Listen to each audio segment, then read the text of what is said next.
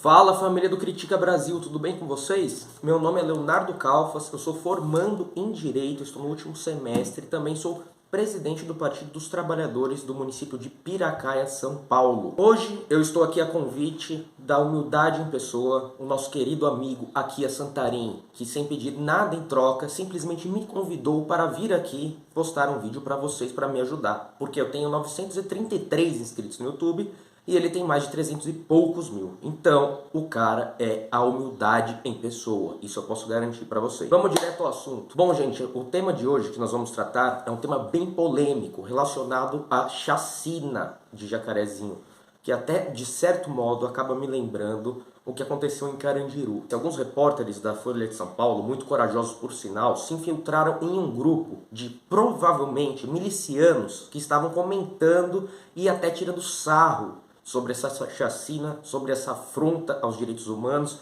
sobre essa afronta à humanidade, sobre essa afronta ao Brasil, essa marca que ficou na história do Brasil, tá? De um assassinato cruel, sem nenhum precedente, sem nenhuma explicação, algo que não podia nem acontecer, porque tinha liminar do ministro do STF, Edson Fachin, falando que eles deviam ter justificado previamente esse tipo de ação, só que eles não o fizeram. E vamos lá às partes interessantes. Esse confronto de Jacarezinho, ele acabou gerando a morte de 27 civis e um policial militar. Então são 28 pessoas mortas, fora as pessoas que estavam no metrô que acabaram sendo atingidas por conta desse tiroteio também. Aqui nós já começamos a pensar numa premissa. Estão criando uma guerra entre dois polos, uma guerra entre a polícia militar e a população. É isso que o governo Bolsonaro quer, é isso que ele precisa para 2022, porque ele está com medo de perder, por isso que ele dá tanta declaração polêmica. E outro ponto interessante é que durante 9 horas que eles permaneceram na comunidade de Jacarezinho, eles abordaram 7 pessoas, das quais apenas 3 delas eram realmente os suspeitos que constavam na lista dos 21 suspeitos que eles estavam atrás. Agora vamos falar sobre uma fala do grupo que realmente é vergonhosa, né? É uma mensagem que foi enviada aqui, ó. Às 15h11, eles exaltaram uma fala do presidente, né, Jair Messias Bolsonaro, que dizia o seguinte: 600 dias sem dinheiro público para artistas fracassados, ONGs, paradas LGBT, ditaduras, como que quem se fizesse ditadura fôssemos nós, né? Quem faz ditadura são eles, de 64 a 85, nós sabemos disso, que foi um golpe. Sem corrupção, só que não, né? A CPI da pandemia está provando totalmente o oposto. Choro da esquerda maldita pela perda de Mamata. Aqui, nesse ponto, choro da esquerda maldita, nós conseguimos notar o quê? O ódio que eles estão pregando entre dois polos. Eles estão tentando polarizar as coisas para criar uma guerra civil, é isso que eles querem. E outro ponto interessante aqui é que eles mencionam a falta de corrupção, que é mentira, existe corrupção sim, e muita, e também falando das ONGs. Inclusive a CPI da pandemia, para quem não sabe, ela mostrou que eles estavam utilizando ONGs para se corromper, para fazer corrupção em compra de vacinas, algo que é um absurdo. O cara na minha opinião, gente, não adianta. Eu tento pensar que o Bolsonaro é inteligente, mas ele não é, ele é burro. Ele é muito burro. O porquê que eu digo isso pra vocês? Porque como que uma pessoa inteligente vai se corromper logo na área da saúde durante a maior pandemia da história? Não tem como um cara desse ser inteligente. Quem é inteligente é quem tá por trás. E eles também aqui estão zoando invasões de propriedade por movimentos como o MST e MTST. Não é invasão de propriedade, não. Isso é direito do povo. Como? A propriedade, ela é um direito humano. Ela é um direito humano. Só que o acúmulo de propriedade, não. Isso é um absurdo. Tem tanta gente aí na rua, passando fome, sem ter teto, sem ter onde morar, sem ter onde pôr sua família. E um monte de gente que tem 1 milhão de terras e não faz nada. Nada. Isso é sim um absurdo, é uma tiração de onda. Agora eu queria apresentar aqui para vocês um estudo do Fórum Brasileiro de Segurança Pública que diz o seguinte: 12% dos policiais militares, 7% dos policiais civis e 2% dos policiais federais propagam conteúdos antidemocráticos. O que são conteúdos antidemocráticos? Quando você ataca o STF, ataca um ministro da Suprema Corte, você também estará atacando a democracia, estará atacando a tripartição de poderes, princípio constitucional. A tripartição de poderes tem de ser respeitada sim. Nós vemos agora um exemplo recente aí do Roberto Jefferson, que graças a Deus foi preso de novo, né? E vamos seguindo aí na luta para conseguir tirar esse genocida do poder. No mesmo estudo, demonstrou que 24% dos policiais militares são totalmente contra pautas LGBTQI+.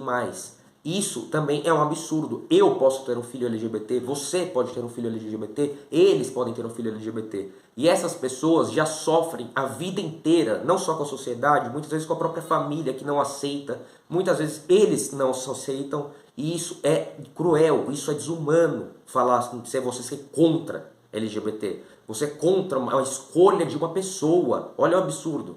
Eu sou heterossexual, beleza. Mas eu tenho muitas pessoas que eu amo, aqui ó, no fundo do coração, que são LGBT. E eu sou totalmente pró-LGBT, sim. Agora, o mesmo estudo também trouxe um dado, por certo lado, bom, só que preocupante, que é o seguinte: 3% dos policiais civis, 6% dos policiais militares e 12% dos policiais federais são pró-causas sociais e direitos humanos.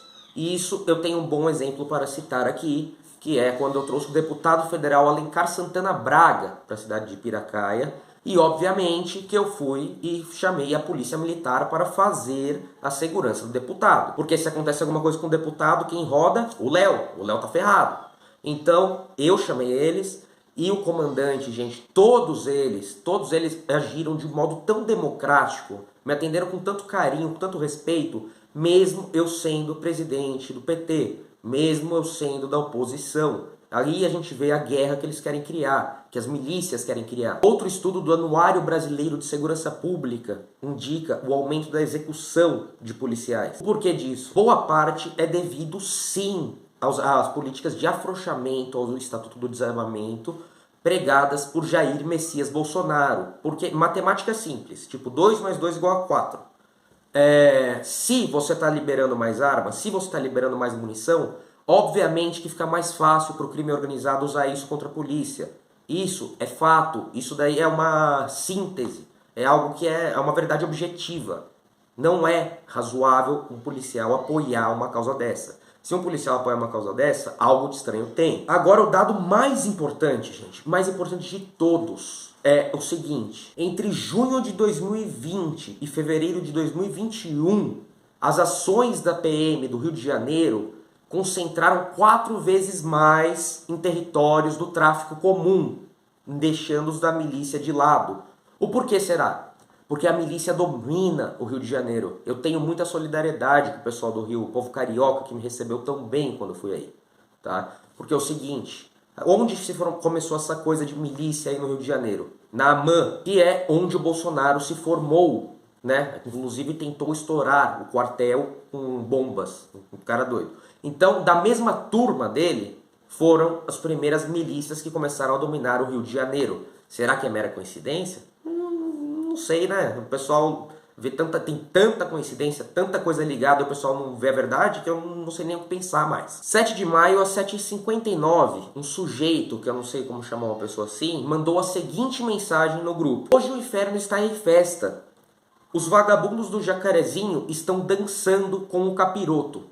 Aquias, como um cara que é cristão de verdade, que é evangélico, é pró-causas sociais, para onde será que vai um cara desse? Um cara que brinca, ele tá brincando com o sofrimento de famílias, de pessoas, de uma comunidade inteira, que inclusive, segundo relatos dos moradores, o que aconteceu não foi a versão oficial, tá? O que aconteceu foi que eles chegaram lá, renderam as pessoas, executaram-as mesmo assim, e além disso, há evidência de tortura, coisa de Coronel Carlos Alberto Brilhante Ustra, defendido por Jair Messias Bolsonaro também. Outra mensagem interessante que me chamou muita atenção, né, que mostra o total descaso, desconhecimento e ignorância do miliciano que enviou isso, é a seguinte: dia 17 de junho, entre 00h20 e 00h54, o que ele disse?